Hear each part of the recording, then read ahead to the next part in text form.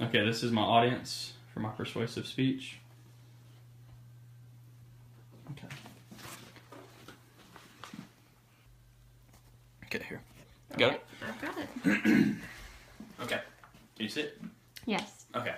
Hello, my name is Simmons, and today I'm giving my persuasive speech on tobacco abuse and how to stop it, and the problems associated with it.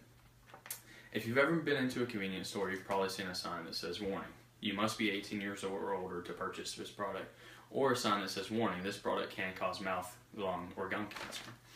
This sign is often right next to or above tobacco products, such as cigarettes, dip, or chewing tobacco. There's a huge problem in the United States right now, and it has to do with the abuse of tobacco. In particular, we're going to talk about cigarette smoking. Some use tobacco as a stress relief. Others use it as a way to fit in. Some do it socially. Some do it all the time. Either way, it is an addiction. It is a problem. The addiction starts with the nicotine that is in the tobacco. Nicotine is the drug that they put in tobacco that you get addicted to. Once you have it, you have to have it again. The other problem also has to do with the fact that you have it in your fingers. Some people get used to having that item in their finger, which can cause a problem as well. So today we're going to talk about the problems associated with tobacco. As you can see with the pictures, these are the signs you will see as you go into a convenience store.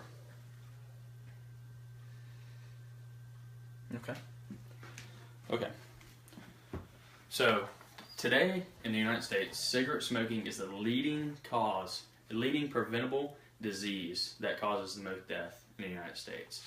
On average, smokers die 13 to 14 years before non-smokers. Let that sink in. 13 to 14 years you will die if you smoke before a non-smoker on average. According to a 2017 statistic by the Department of Health and Services, 9 out of 10 lung cancer cases are caused by smoking or are by smokers. Now 9 out of 10, that's quite a bit. That's a big issue in today's society. 9 out of 10 lung cancer cases, especially with how many we have in the United States. Think of how many of those could be reduced if we cut out cigarette smoking. Okay. 5.6 million children in the United States are exposed to secondhand smoke every day. And of those, many do end up dying from secondhand smoke causes. According to a statistic from the Center of Disease and Control from 2017, since 1964, 20 million people have died from cigarette smoking. And of those 20 million, 2.5 million have been non-smokers that were exposed to secondhand smoke. So the epidemic we're dealing with here, with tobacco use, in particular cigarette smoking, is not just the smokers. It's also the non-smokers that are exposed to secondhand smoke.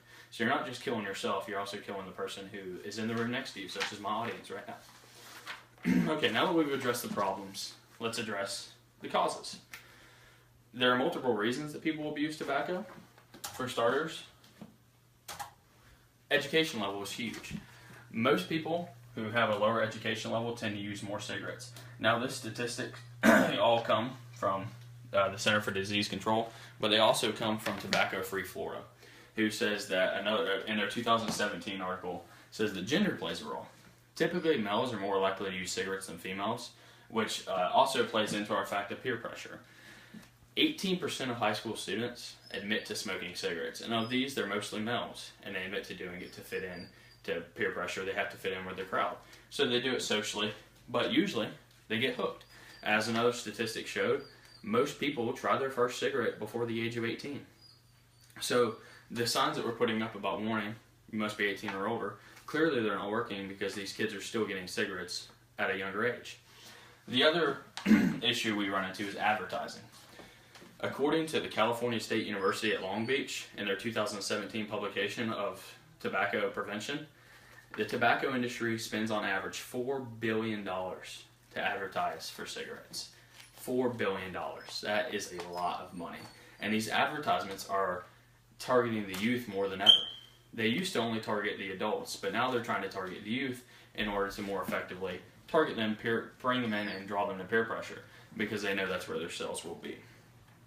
Now that we've talked about the causes, let's talk about the solutions.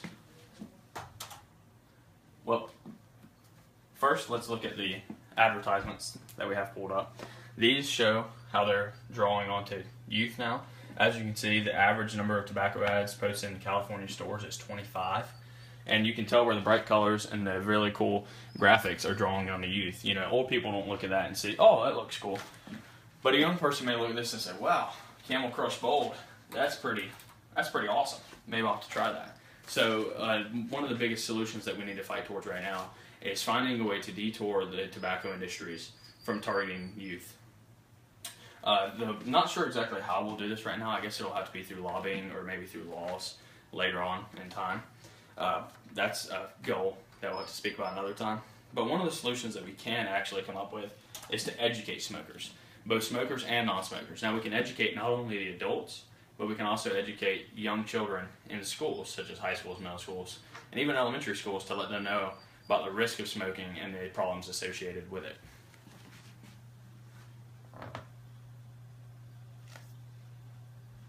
Okay. Another thing that we can try to do, and I know a few states are trying to implement this now in their legislation, is to try to reduce the cost of nicotine patches and gum, such as the one pictured here, Nicoderm CQ. If we reduce the cost or even cover them completely by insurance, it'll help these people that can't afford to take the medication or take the preventative way. They can't afford to do it. So we have to figure out a way to do that. And, it really will save us money taxpayer-wise and insurance, because it costs a lot less to give somebody tobacco preventive products such as Nicoderm CQ than it does to treat their lung cancer or treat another problem. So now that we've discussed the causes, the problem, and the solution, I want to just persuade you and just really beg you not to use tobacco. I mean, as you can see, 9 out of 10 people get lung cancer, cigarette smokers. 20 million people have died from cigarette smoking. 18% of high school students use tobacco. If they say, according to Tobacco Free Florida, the day you stop smoking, your health begins to improve. So why not stop smoking now? Why not have stopped yesterday? Why not last week? Let's make a goal to stop smoking together and create a tobacco-free country. Why should we continue to line the big tobacco product companies' pockets while killing our own people? Together, we can stop tobacco abuse and hopefully not just have a tobacco-free Florida, but a tobacco-free country. Thank you, and I hope you enjoyed my speech.